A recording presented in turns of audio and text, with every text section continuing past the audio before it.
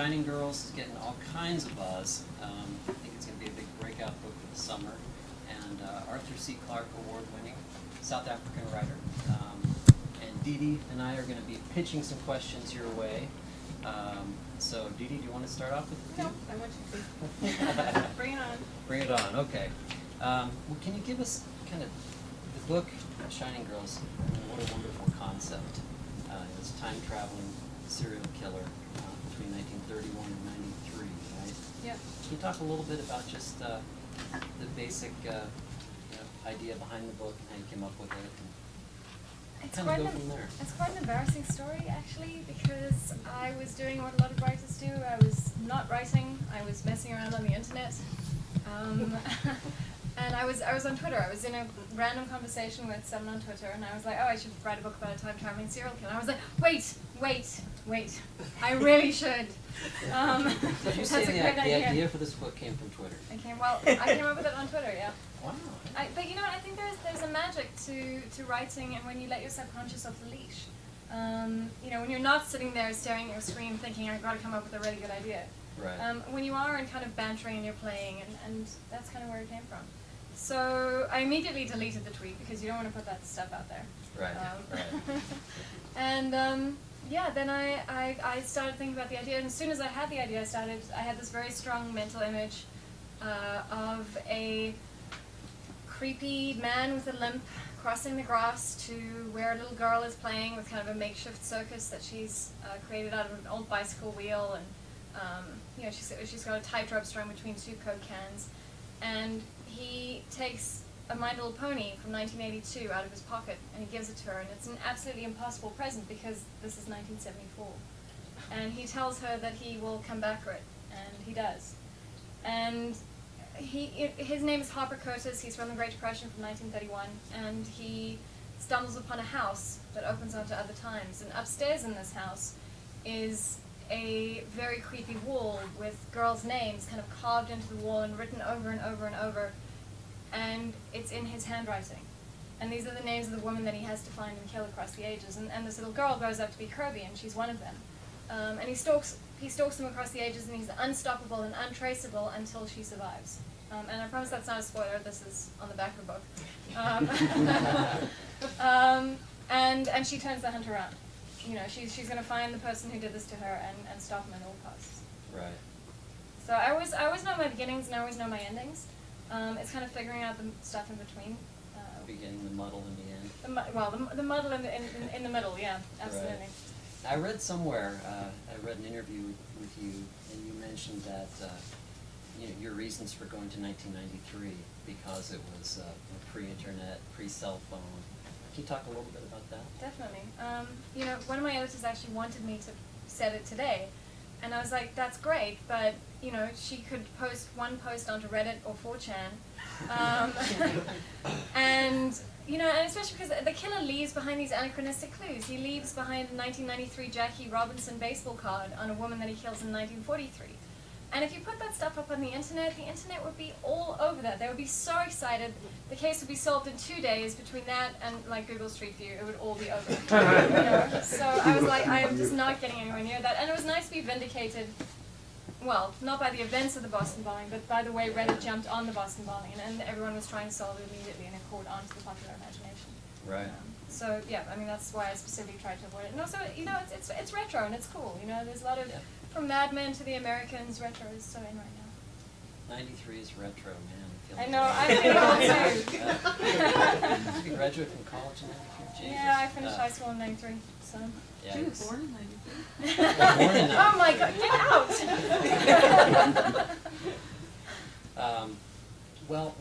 Why Chicago? Because when I had the idea for the book, I'm South African, as you might have been able to tell from my accent, and I knew my previous books had been set in South Africa, and I'm very interested in apartheid and segregation as a motif. My first book, Mark's Aladdin, is about a corporate apartheid system. Zoo City is about criminals who are segregated by the fact that they have magical animals, so you can see immediately who, somebody's walking down the street with a pangolin, you know that they're a murderer. So I felt like I'd kind of done my allegorical apartheids already, and that if I set this book which is primarily interested in the 20th century. In South Africa, it would have become an apartheid story, and apartheid would have just absolutely overshadowed everything. There were a lot of other things that I wanted to talk about, and segregation is still one of them. Sure. But I wanted to talk about the way highways have reshaped cities, and how women's role has changed in society, and McCarthyism and the Red Scare, which actually ties in very nicely with apartheid. There were a lot of very similar tactics. And I'd lived in Chicago. I was in Chicago in 2000, 2001 for about 6 months. So I felt like I had some kind of sense of the city, and that I could write about it authentically. And then I went back on a research trip, and I spent 2 weeks walking around, talking to people, location scouting, interviewed cops and sports journalists and criminal defense lawyers and all kinds of interesting people, to try and get a sense of what kind of information would have been available, how things work. Yeah, it comes from having been I was a journalist for a long time, so I like to dig deep into that research. It makes me feel happy.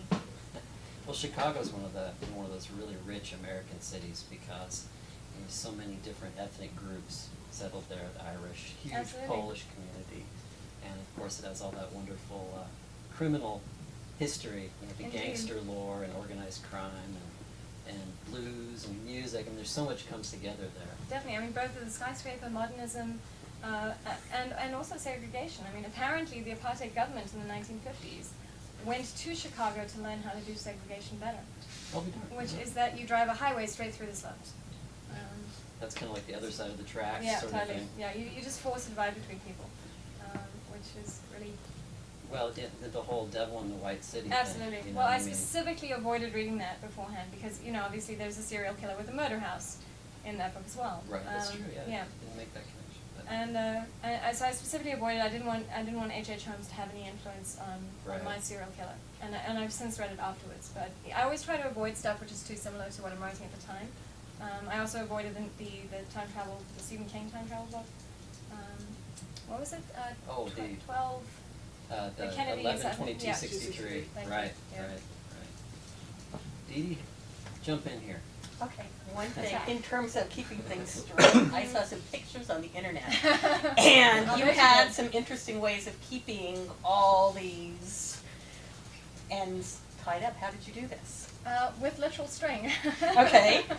It was really important to me. I mean, so often time travel can become really lazy, and people are just like, oh, it's time travel, it just works. Just be quiet, deal with it. And I really wanted the plot to be consistent and for everything to make sense. And that there are rules for how the time travel works. And you have 3 different timelines. You've got Harper the Killer's timeline, and he's jumping all over the place, which makes his MO impossible to track, because he's more violent in 1984 and less violent in 1993, because that's not the order that he's killing in. You have the actual historical timeline, and then you have the novel's timeline, which, switches between Harper's perspective, Kirby the heroine, Dan, who's kind of her mentor / love interest, and all the different shining girls. And then, of course, there are the objects that Harper leaves. He takes an object from each girl and leaves it on the next girl, and that's absolutely sequential. So I had to track the movements of the objects. And then I also had to track Harper's injuries, because the way I dealt with writing him, because he is a vile and hideous human being. And I want to get back to that and, how we think of serial killers. It's not just misunderstood. No. No. Well, no. But so the way I dealt with him was just by hurting him at every opportunity. So I broke his jaw and I ripped his tendon, but then I had to keep track of the damn injuries. I'm like, oh, is his jaw still wired up? Oh, God. So it was really tricky. So I had this kind of murder wall above my desk with all the different timelines and lots of kind of evocative pictures. I the ones that I took while I was in Chicago. On my research trip, I took like 3,000 pictures on my cell phone camera. Wow. So you're like a homicide detective. Yeah, and it totally looks like a scene out of Homeland or A Beautiful Mind or The Wire, it's just, and then there are red strings and black strings and yellow strings, and it just, I look like a crazy person, and I'm really not, I swear. But yeah, it was really to make sure that it absolutely made sense, that everything was consistent. And it was nice, the book, I had 3 editors on 3 different continents, in South Africa, the UK, and America. And all of them were checking as well. And it was really nice to have that kind of safety net of everyone just absolutely making sure that it made sense. It makes sense. And you're like, you really hit significant points, I think, within Chicago and within the U.S. And for the women that were in there, they were really critical points, kind of, for personifying women at that time. I mean, probably, and for me, the one that just killed me was Zora. I know. I just, like, please, let's let this one go too. Can we have two get away? And did you do that, I mean, intentionally, because it was, I mean, we dipped into the SDS. It was just, you kept coming in at very kind of iconic times. You know, it was interesting to tease out the major kind of threads of history. I didn't want to do a Forrest Gump where you know, he's hanging out with, and Al Capone is mentioned in passing, but you know, no major historical figures actually are present. It's more about kind of the time. So yeah, you know, I touched on the Vietnam War and the 1968 Democratic Convention and protest culture and how that first emerged. And there were all these kind of resonances with history which I didn't realize, like the Occupy movement. One of their major slogans is "The whole world is watching," and that came from the 1968 Democratic Convention when the police were beating them and tear gassing them on the streets outside the Hilton Hotel, and there were TV cameras there, and they started saying "The whole world is watching, the whole world is watching." So it dates back to then, and I didn't know that, and that was absolutely fascinating. So to pick up these threads of history was really amazing, and I didn't know anything about kind of you know, the landing ship tanks and the Chicago Bridge and Iron Company and the war effort during that time, and specifically how African Americans were dealing with it at that time. And it was interesting because I actually worked with I met a Chicago historian at the Chicago History Museum, and he fact-checked the whole book for me and like read through the whole thing, which was really great. But he came back to me and he was like, "Listen, I've actually just been to Seneca, which is where this particular murder happens, and I saw the census papers, and here's a photograph." He sent me a photograph of the census book from 1943, and he's like, "There were no African Americans in Seneca in 1943," and I'm like, "There is now." But you know, I made that kind of a point of the thing, is that, you know, so I know there are two historical inaccuracies. That's one, and the other is that there's a comic that I mentioned, which is actually the Max. I don't mention it by name, but it actually only came out in September that year, and I'm talking about it in April. So I know that there are two historical inaccuracies, but the rest I'm pretty sure are all pretty solid. I don't think that's going to run it for Okay. You don't know. Have you met the internet? True. Was that pointed out to you after the book came out? Yeah. Well, no. Like, no, I knew at the time. You knew, yeah. I knew. I mean, I fact-checked all that stuff absolutely meticulously. If I mention something, you know, if I mention a particular bowl game, that is the actual score for that bowl game on that day. I didn't always go so far as to check the weather, but sometimes I did. So yeah. So I really tried to make it as authentic as possible. But then I also, you know, which I felt gave me more freedom to play with the other stuff. You know, if I mention an actual event, then that event actually happened, but then everything else around that can be fictionalized. Okay. And talking, kind of going back to the creepy part and of things, were the tokens you picked? I mean, you had one where you said, "Oh, your daughter wants to play with it," and your book creeped me out enough. I'm like, "Oh, don't let her do that." I know. Well, you know, the My Little Pony, the 1983 My Little Pony. My husband found one for me on eBay, and my 4.5-year-old's like, "I want to play with that." I'm like, "No, no, you definitely can't." There are a few pedophiles bidding on it.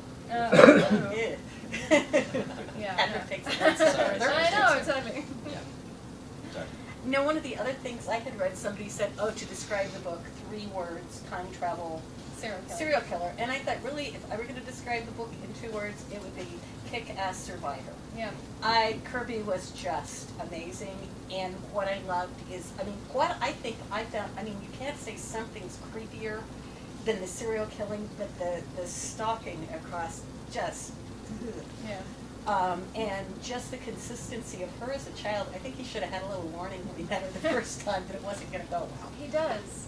There's something that she says to him, which actually sets up the final chapter. So.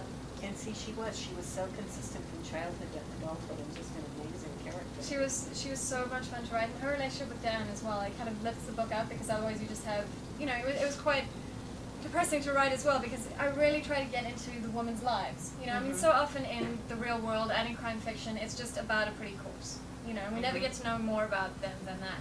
And I really wanted to get into, like, finding out who these victims were, and to make them real people, and to show how they shine, how they were different, and had a spark and a life in their times. And then I get to the end of the chapter and I have to kill them. And I'm like, oh. So, you know, it was really nice to have Kirby, and she's got this very kind of brittle, sharp humor, and it's very hard for her, because she almost has a celebrity status, you know, like everywhere she goes, she's that girl, and she's got these very visible scars, and people know her story, and people can't get past that.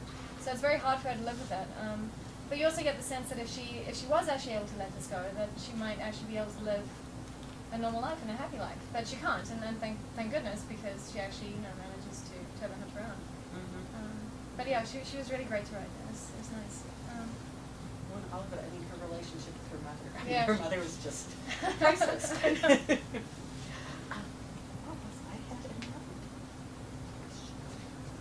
And I don't know what it is. Patrick. Hey, sure, yeah. Well, you talked about the kind of sensationalism of these serial killers, and almost you think of these cases, iconic cases, almost like the Black Dahlia case, for Yeah. instance. That it becomes a body, a sex object in a way. a twisted Absolutely. way. No, absolutely. We objectify the bodies. Yeah, totally. And this kind of ties in with we were talking a little bit about the violence depiction of the details, the physical details of violence. And in some cases you read them and it seems gratuitous. It seems like, okay, why am I being shown this? But you read the way you do it, it seems like it's very much for a point. It's like, look, this is horrific, and you need to, we can't sanitize it for your protection. Yeah. Is that true? Or? It is absolutely what I was trying to do. I think, and it's a fine line to tread, and some people have thought it was gratuitous, it's the one criticism I find really upsetting. Like I can take, if you didn't like the book, that's fine, but, I really tried to make sure the violence wasn't gratuitous. It is shocking, but real violence is supposed to be. If a woman gets stabbed and has her throat slit, that's horrible. And we have lost sight of that. We've become inured to it. We see it so often on TV and in the movies. And the way I tried to deal with it was writing it from the victim's perspective. So you're not with the killer. You're not with, in one or two instances you are. But for the most part, you're with the woman. You're not riding along on the killer's shoulder. You don't have that kind of gratuitous, kind of complicit getting off on this. Right. And it goes on for pages and pages and pages of kind of torture porn. It's about their lives, and then I will try and put in a really shocking detail to make you gasp. Somebody said it was like being punched in the face, and you know what? I think we need to be punched in the face about this kind of stuff because real violence is horrible. And I was involved in a murder case in South Africa where I have a cleaning lady who comes in once a week, and her daughter was murdered. And just the horror of what happened to her. It was horrible, and what it did to the family. And sitting in the women's legal center with the family and the sister just sobbing and not able to control her sobbing and just trying to hold her face and hold in the sobs. I'm like, this is what violence is. This is what it does to us. Just it's not destroyed her life. It completely destroyed the whole family's life. Right. And they never got justice. The guy walked. The cops botched the whole case. It was horrifying. Right. So the nice thing about writing fiction is you can get justice. So yeah. Well, yeah, and often we were just talking about this the other night. Often in kind of popular crime fiction, thriller fiction, there's a big body count, and those people never learn about their families. There are no ripple effects out into their lives, and we're very kind of desensitized. We are. I think something which did this quite well recently was The Killing. Yes. You actually, the first season in particular, you really got a sense of the family's grief and what this does to the family, and they just unravel around this. So that's absolutely what I was aiming for. Right. George Pelecanos is a crime writer in this country who really was one of the first that I know of anyway to bring that out. Yeah. You see the ripples of Absolutely. crime. And the social victims. effects, Yeah. Now the social history, it's interesting, often, as Americans, some of the most astute social critics of our culture come from outside. It's interesting. There's been such a big tradition of that. Can you talk a little bit just about growing up in, I guess you grew up in Johannesburg. Yeah. You live in Cape Town now. Mm-hmm. Were you kind of steeped in American culture growing up? Definitely. And I have a really funny story, which is that there were sanctions, economic sanctions. We didn't have McDonald's for a long time. When the first McDonald's opened post-democracy, when Mandela came into power, 20,000 people rocked up to go to McDonald's. And that's how much we worshipped America. And there was actually there was a TV show. Do you guys remember the TV show V about the aliens? The original, back in like the late '80s, early '90s. And I think it was a 6-part miniseries. And the first episode aired, and prime time slots on like Friday night at like 7 o'clock. And the state president, the apartheid white racist evil state president phoned in to the head of the South African Broadcasting Corporation and said, you have to take the show off air immediately. And they did, and they pushed it to a much later time slot, like 11 p.m. at night. And I was like 14 or something, and I was like so bummed because I couldn't stay up that late to watch it. And I said to my parents, well, why are they taking this off air? My parents were like, well, you have to understand, you know, that there are freedom fighters in the show, and freedom fighters in this country is like, you know, a very bad word, and the government hates that. So they're trying to censor it because of those reasons. But I found out the true story behind that actually last year. Because there's some crazy stuff in South Africa. I mean, the censorship was just insane. And sometimes I have to actually fact check it because I'm like, that can't be true. Like, for instance, we censored Black Beauty because, you know, the apartheid censor thought it meant, you know, Black Beauty, not Black Beauty the horse. And I was like, that can't be true, but it actually was. Yeah, no, absolutely. But so I found out the real reason that P.W. Botha had this show taken off air or pushed to a later time slot was because the aliens were reptiles. And his nickname in the media was the Big Crocodile. And he was so vain that he thought the show was actually about him. So, you know, it was this crazy time. But I think the American show, which was actually more damaging to apartheid, was actually the Cosby Show. And that's the show that he should have tried to get taken off air, because that show showed that Black people are people too. Right. You know, right. like, and it just absolutely normalized it. And I think it was a real shock to a lot of people to think that, you know, you could have middle class people with exactly the same interests and family life and social structure as you, and actually people needed to look beyond what was happening. So yeah, it was a crazy time. I was lucky. I went to a private school, so it was a mixed school. So we had you know, black girls as well as white girls. Some of them, they were on scholarships, and I have a black brother who grew up with us. And yeah, there's still a lot of hangover from apartheid, and that's really kind of what Zoo City is about, is trying to deal with the legacy of a dark past. You know, the way I think of it is that we've cut down this poisonous tree, but the roots are still there, and they'll still be tripping us up for decades to come. You know, we still have like issues with racism, and I mean, you guys have the same. I know. You know, that stuff takes a long time to get over, if ever. Right. Yeah. Now, let's see, the first two books, Zoo City and Moxieland, am I pronouncing it correctly? Yes. Moxieland, okay. I guess we're primarily categorized in bookstores in the science fiction section, is that accurate? Yep. Yeah, and you won the Arthur C. Clarke Award 2011. You know, and this book obviously is you know, not strictly a thriller. It combines lots of different genres. What kind of books did you read growing up? Did you set out to become a particular type of writer, or did you just want to tell a story? You know, I just wanted to tell a story. I write the books I want to write, and people tell me what they are afterwards. Right. And I find genre quite frustrating, you know, just because it ends up with you being kind of ghettoized in different parts of the bookstore. And also, you know, like, people use this as an excuse to dismiss your book. You know, well, it can't have anything interesting to say because it's just a thriller, or it's just science fiction. Right. And it's like, well, actually, you know, I've got some social stuff here, and it's actually quite political. And you know, I'm not trying to say I'm writing important books, but that you know, people dismiss it as being kind of throwaway entertainment, and that's very frustrating. Right. And also, you know, what's wrong with being entertaining? Yeah. Yeah. Didi, am I monopolizing all the questions here? No, I'm sitting here going. Well, you know, it's funny you mentioned, you know, the social history and the social issues and the things that kind of make their way in. Do you set out? I think I can anticipate the answer to this. Do you set out saying, "Gee, I want to write a book that addresses all these social issues," or do they come organically out of the story? It comes organically out of the story. And, you know, what you were asking earlier about being South African, I think having grown up under apartheid has made me more socially aware. And also being a journalist for so long, I was a journalist for about 10 years, and it gives you a backstage pass of the world. So I saw a lot of, you know, I had a lot of exposure to stuff I wouldn't have had normally. And I spent a lot of time in the townships and you know, talking to everyone from electricity cable feeds to, you know, single mom entrepreneurs and Cape Flats. in the Cape Flats, yeah. And you know, I'd always go with a fixer and a photographer, and we had one incident which was a bit dodgy. But most of the time it was absolutely fine, and like everyone was really friendly. And you know, the thing is, you forget it's somewhere people live. You know, you watch on the news and you think it's just hell and crime and poverty and desperation. But you know, people are raising their kids there, and they're trying to do the best they can, and they're trying to make the best life they can. And for the most part, that's what it is. And the one day we were there with our translator / facilitator, who was very well known in the area, and you do need that. And this very nice young man came up to us, dressed head to toe in FUBU, spoke to us in immaculate, perfect English, and our fixer was like, get in the car right now. I'm like, what, are we talking to him? He's ready? He's like, get in the car.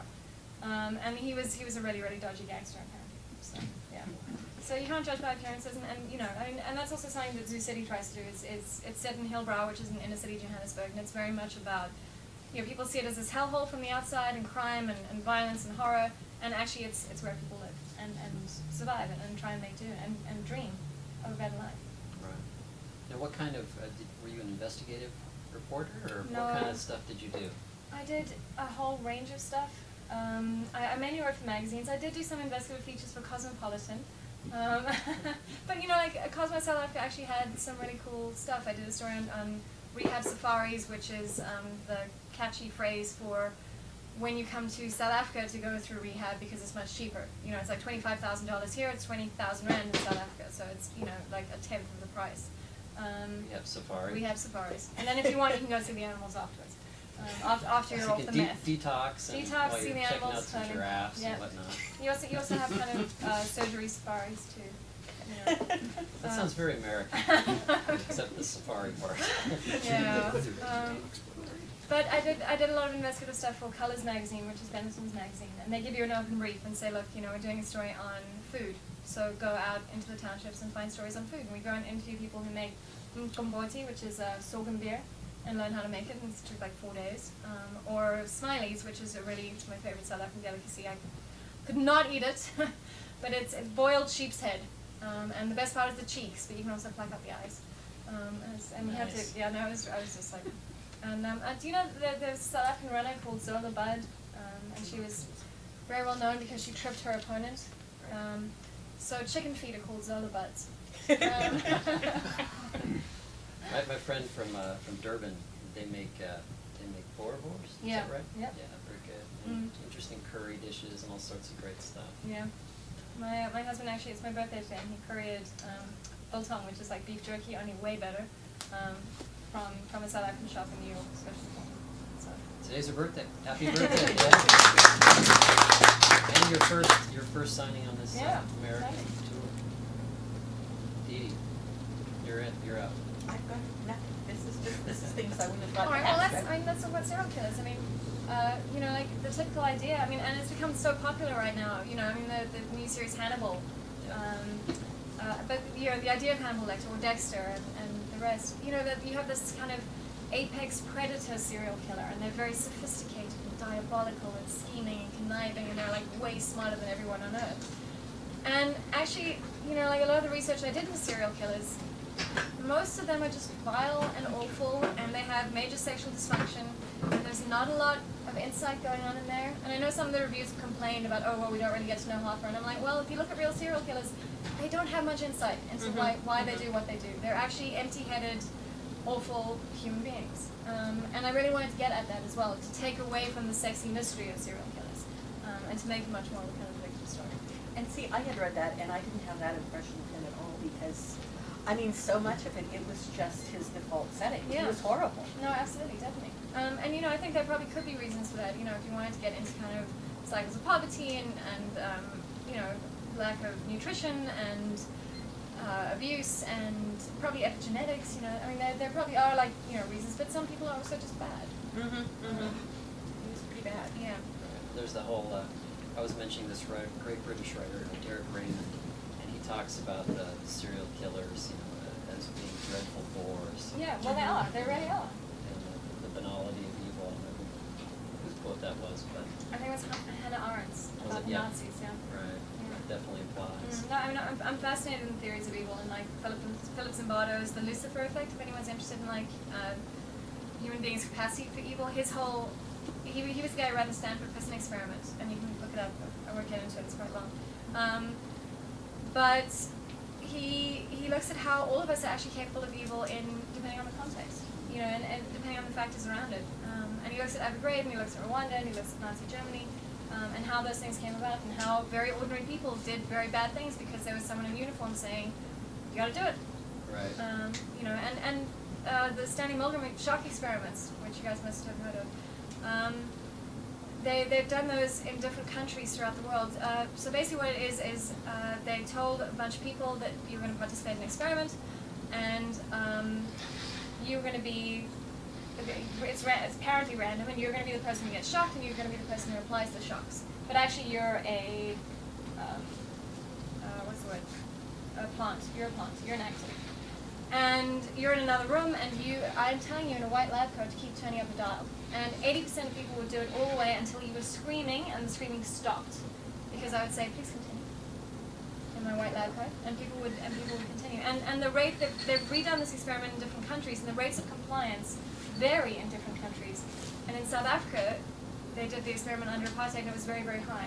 Because we were so used to doing exactly what the government told us, and there was this repression, and and conservatism and a lot of kind of religious doctrine all kind of feed into that as well. It's absolutely fascinating. So if you guys are interested in that, you should check out the Lucifer effect. That helps a lot. The whole dehumanizing effect. Absolutely, definitely. Yeah. Right. I heard something on NPR, and some of you may have heard this, where I can't remember who they were talking with. Maybe it was a psychiatrist, and he was saying that a disturbing number of people, that if you gave them the choice of, we'll give you $1 million and this boat, full of, say 1,000, third world people. The boat goes down. You never see them. You never have to have any contact with them. Would you make that trade? Mm-hmm. You get $1 million clean, and these souls are killed. He said, a shocking number of people would take that. Of course, totally. Just like that. Well, I think, the one Batman movie played with that, with Heath Ledger and the Joker. But yeah, a lot of people would. And what was interesting about the Milgram experiment is the compliance would vary depending on whether you could see the person or not. If you were actually in the room, you probably wouldn't go through with it. If you were through a glass window, 60% of people would go through it. If the person in the white lab coat wasn't standing in the room next to you, but it was just a voice on a loudspeaker, so there are all these different factors. But definitely that kind of, the more distance you have, the easier it is to just dismiss people. Right. And I think that's also significant with murder. It's very easy to read about murder in the news and be like, oh, okay, some dead person, some dead prostitute. And I think fiction allows you a way into that to kind of humanize people, to tell individual stories and to make you re-examine how we perceive, things in the world. Well, what kind of books do you like to read? I mean, who are some of your influences and all that kind of thing? Yeah, I read very widely. Some of my favorite authors at the moment are, I love Patrick DeWitt's The Sisters Brothers, Jennifer Egan's A Visit from the Goon Squad, but also Look at Me, which is beautiful. William Gibson is a huge influence. Alan Moore, Margaret Atwood, I love her stuff. Laurie Moore, William Boyd, Ordinary Thunderstorms was just the most amazing book. So yeah, I read very widely, and I think David Mitchell. And I think my favorite authors are David Mitchell and Margaret Atwood, and T.C. Boyle, and they're writers who can write whatever they want, and you're in for a really good story, whether it's a historical or a science fiction or whatever it is, and you trust them and you go along for the ride, and that's where I like to aim my career trajectories to kind of the same territory, so that that my books are radically different every time, but you're hopefully in for a good ride. What do you plan next? Do you have anything in the works, or? Yeah, I've got a book set in Detroit. I don't like to talk about it too much because you suck the soul out of your story. But it's about it's called Broken Monsters, and it's about very weird bodies turning up in Detroit. But actually, it's sneakily my way of writing about Hillbrow again, because Detroit again is one of those places that people see from the outside, and you just see rack and ruin and devastation and the depth of America. And actually, it's somewhere people live, and it's interesting to see the birth and death and possible resurrection of the American dream. And I went there last year, and there's some very interesting stuff happening in the arts communities, and and of course the crime is still devastating and horrible, but there's a lot of interesting stuff happening in the city. Oh, because aerial views will show. I mean, the streets are gone, but then trees are growing up and things are happening. No, it's pretty fascinating. It's absolutely fascinating. But I also wanted to get beyond kind of the what they call ruin porn. Like where everyone's like, ooh, look at this deserted, beautiful building. And it is a beautiful deserted building, and we did break into some. Totally went on sanctioned tours.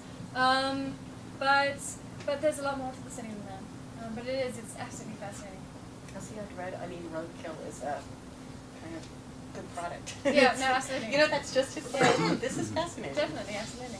So it's nice to get people in with kind of a fun hook, like time traveling serial killer, and then be able to explore all kinds of other things. Right. Yeah. Does anybody have any questions they'd like to ask? Yes.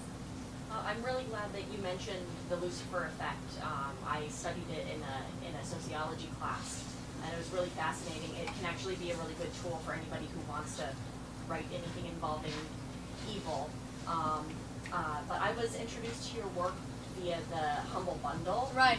And I was wondering how you got involved with that and what the experience was like. So the Humble Bundle is mainly a games bundle. They get together a whole bunch of independent game developers and they put their games together, and you can pay whatever you want. You can pay 50 cents or you can pay $50. And if you pay more than the average price, you get more games. And they did an inaugural Humble Bundle with books, and Cory Doctorow put it together, which is how I got involved, because he knew my work from the Arthur C. Clarke Awards. You know, and I think he handpicked the people. It was he curated the whole thing. He handpicked which books he wanted to include. And my sales on Zoo City in the UK was 6,000 copies, and the Humble Bundle sold 80,000 copies.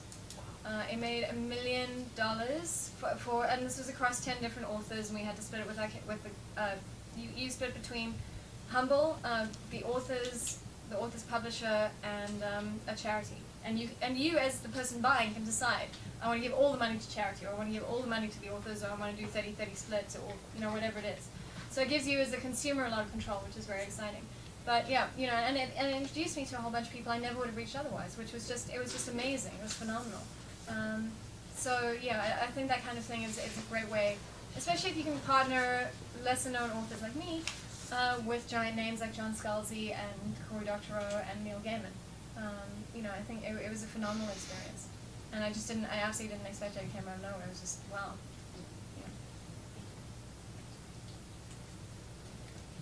Yeah, absolutely. Yes. Go for it. Me? Oh, well, you first and then you. Okay. I think we've had one other South African author. Dion Mayer? Mayer was here. And he was interesting. It was interesting to hear him talk about the two languages in Yes. South Africa. Well, there are actually 11 languages. Oh, well, the two The major. yeah. English and Afrikaans. So are your books translated it into, is it Afrikaans? No, it's in English only. They figure that the Afrikaans audience will probably read English anyway. Dion is specifically an Afrikaans author who moved into English. Right. And there's a very big kind of Afrikaans literary community and arts community. And if you make it big enough in the Afrikaans community, it'll get translated into English. But they're actually some of the most devoted readers. The problem in South Africa is we have a 40% illiteracy rate. And a big part of that problem is that people are not writing or publishing in the other languages. And they're specifically the black languages. It's Sesotho, it's Tswana, it's Xhosa, it's Zulu.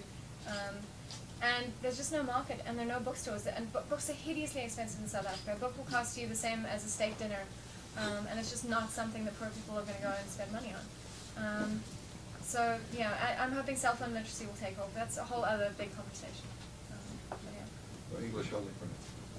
Yeah, well, I've got 23 other languages, but I'd love to be an Afrikaans. I'm actually I mentored a young writer, South African writer, whose book's coming out in July, and he's getting an Afrikaans translation, and I'm quite bummed. But his book's also set in South Africa, so and mine's not. And there have been a little bit of rumblings in South Africa about I've sold out and I've gone to America, and I'm like, really? You really think that? Yeah. Yes. I was going to ask about your comics work. Oh, cool. You did the one arc with Fable spin-off Ferris. Yeah. Are you going to be doing anything more with that, or? Well, I'm hoping to do a follow-up to that arc. So Ferris was a spin-off of Bill Willingham's Fables comics, which is kind of fairy tales in the real world. And I did a Japanese horror Rapunzel. Yeah. I figure the two things, those things both have, long hair in common. So yeah, Bill said I can come back to do another arc with Rapunzel, which I'd love to do, but I have to finish this new book first. And Shelley Bond, the editor at Vertigo, is nagging me practically every day. Say, where's your new pitch? And we got very, very far with one particular pitch. We got right up to top management, but because it wasn't kind of a one-line sexy, time-traveling serial killer elevator pitch, it was quite complicated and dense, and they were like, well, no. So which is unfortunate and frustrating. But you know, that's the way it works, and that's the thing. You've got to keep pitching. You just got to keep coming up with new ideas. And I just take the ideas which don't work and just recycle them into something else. So yeah. But I'd love to do more comics. It was super fun. Yeah. Well, tell us your exciting news about the TV show Oh, that I right. just learned about. The last person to know. So The Shining Girls has actually been licensed optioned by MRC, who made House of Cards, which went straight to Netflix, and Leonardo DiCaprio's company Appian Way, to be a TV series, which would be really, really amazing. And you know, I was a little bit ambivalent in the beginning about it being a TV series. I was like, you know, well, it's kind of structured that it has a finite ending. And you know, how would you do a season 2? But actually, you know, what would be really interesting is that you would be able to tease out the woman's stories much longer, and you'd be able to see more of them. You'd be able to see Harper coming back, and maybe you'd think that maybe Zora was going to get away. You know, so yeah, I think it would just, and the way they explained, the way they pitched it to me was like, don't think of it as a TV series, think of it as a 13-hour movie. And I was like, that sounds pretty good. So yeah. And again, like The Killing, you saw how that. Exactly, absolutely. And I think the most exciting stuff is happening in TV at the moment. You know, I mean, Breaking Bad, The Wire, House of Cards. It's just absolutely phenomenal. So Boardwalk Empire. Boardwalk Empire is so Yeah. great. Yeah. I guess Pelicanos and Dennis Lane are going to be writing for it Oh, really? next year. Oh, that's so Had cool. you heard that? No, I hadn't. Yeah. That's fantastic. Well- Yeah, I'll follow Dennis Lehane and Pelicanos anywhere. Definitely. Yeah. Well, it's interesting what you were saying about back about you know, the collaborative process, and you don't hear a lot of authors say that these days. You know, the importance of kind of getting yourself out of the way and you know, approaching the story from all different angles. And we had an interesting discussion the other night. I can't remember who was here, but somebody brought up Rosencrantz and Guildenstern are dead. Yeah. You know, and you know, looking at the story that you know really well, but through these minor characters who are on the Absolutely. periphery. Yeah. There's kind of an analog to what you're talking about. Definitely. Well, I find collaboration really exciting. Working in comics, you know, Naki Miranda would, the way it works is I write a draft of the script, Shelley approves it, and then it goes to the artist to draw, and he'll thumbnail it out, just kind of very rough sketches, and send it back. And then I approve it and say, yes, you know, that's great. Or actually, you know, I thought that maybe this scene should be more about the emotion on her face, and can we do it like more of a close shot and her smile slightly wrong, you know, like finicky little details like that. But I would write stuff and Anaki would just come up with something better than I could imagine. And he was just absolutely amazing.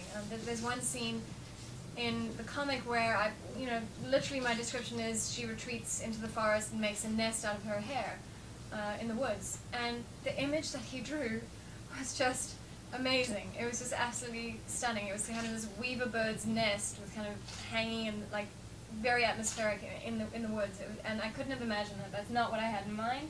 It was so much better. And I think that's the power of other minds, is that they see things, they see the world in a different way. And sometimes we would disagree, and I'd be like, look, you know, please can you actually just go back to what it was? But most of the time, it's, you know, like it's more inspiring, and it's riffing off what you have and making it better, and that's amazing. So, yeah. Right. Yes. I was wondering, what is your writing day like? You do a lot of research. Do you mostly do the research beforehand? Do you put little X's and come back to something later? I do a bit of both. For me, it's really important to location scout. It's my journalism background. It's really important for me to actually go to the place and walk around and see what there is to see and find those surprising details which will make it seem more credible and more real. So I'll do a research trip, but that'll probably be like a couple of months into writing, where I've already got an idea of the kind of places I want to go and what I want to include.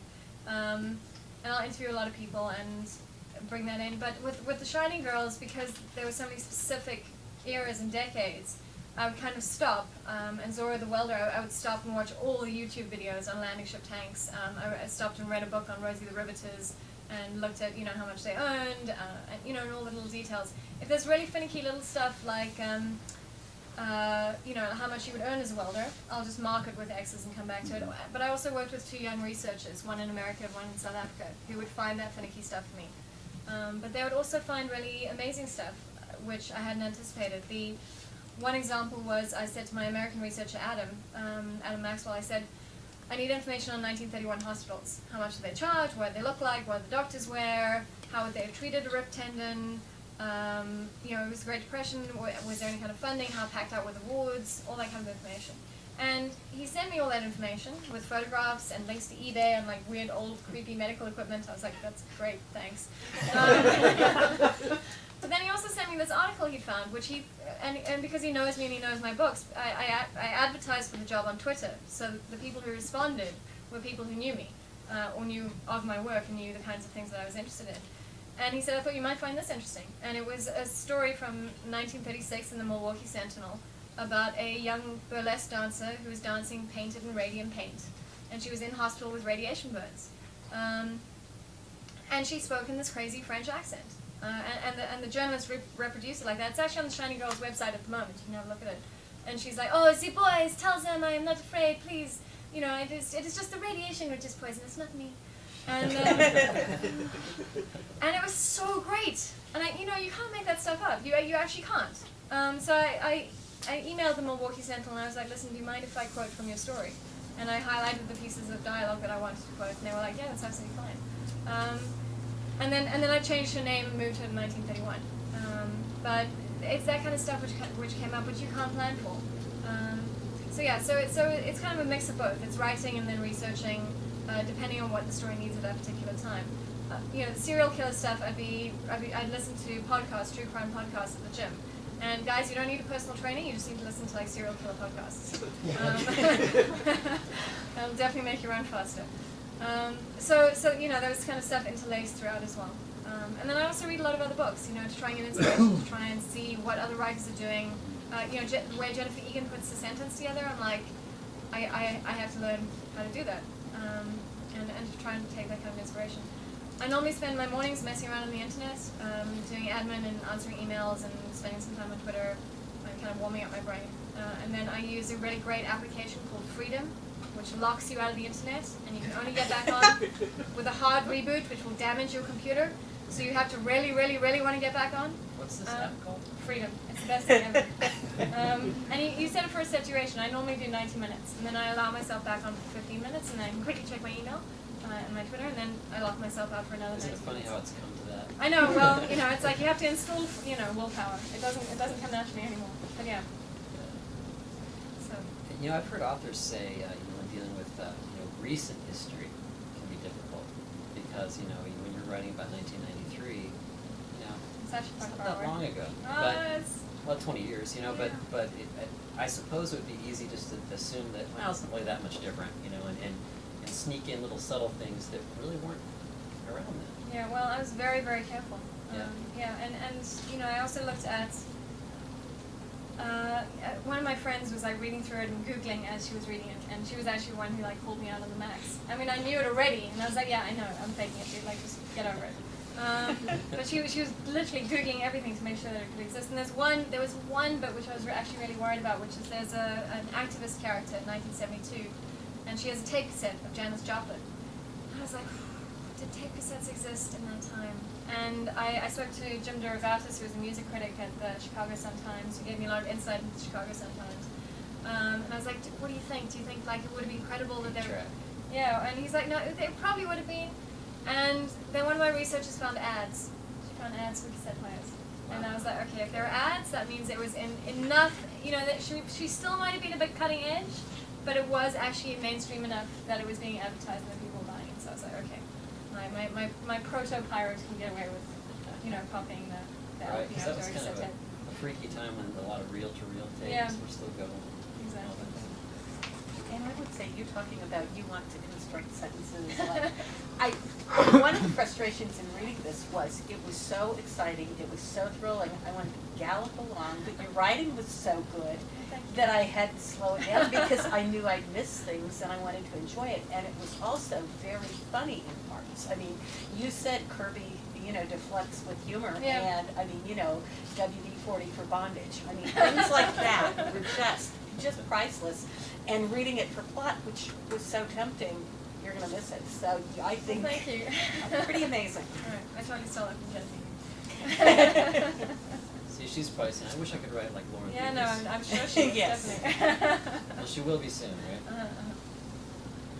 And the only other thing I would say, and I think I'm more commenting than asking That's questions, right. which is really bad, but one of the things I really loved, and I had talked to Will, and I said, yeah, I don't know if I love this sentence. I got a little frustrated. And then I realized I got frustrated because I love the Shining Girls, and it's like, but we only saw them briefly, and then they were gone. And then it's like I thought about it, and like, oh, and wasn't that just exactly the point? And Yeah. just the horrifyingness of what this killer wanted to do. It wasn't just a killing, but that he wanted to destroy potential and promise, and that just, ugh, Yeah. amazing. Well, thank you. No, that's exactly what I was trying to do. So, yay! Mission accomplished. We love you, man. No, I'm Yeah, just kidding. yeah. And happy birthday. Yeah, Thank you. Tequila exactly. shooters? Does anybody have any questions, or should we kind of break up and maybe have you sign some books for us? Yeah, absolutely. Well, congrats, happy birthday. Mhm. Thank you. Thanks so much. I'm gonna put you right back here at this table. Cool.